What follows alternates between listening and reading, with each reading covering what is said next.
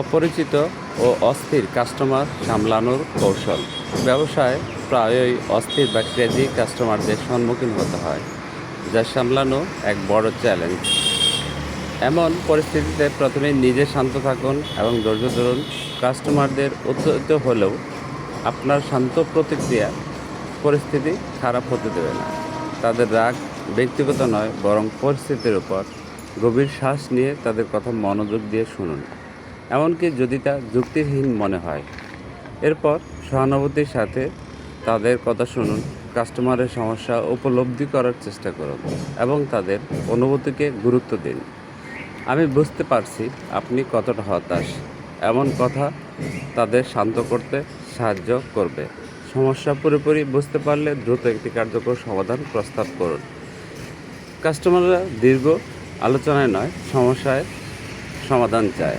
যদি তাৎক্ষণিক সমাধান সম্ভব না হয়, তবে বিকল্প বা সময়সীমা উল্লেখ করুন।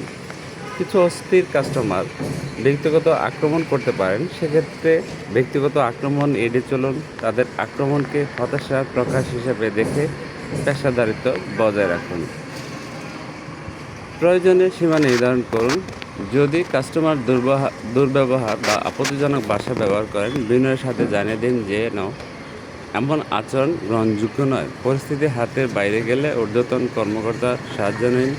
একজন অভিজ্ঞ ব্যক্তি এমন পরিস্থিতি আরও ভালোভাবে সামলাতে পারেন, যা কাস্টমারকেও আশ্বস্ত করবে।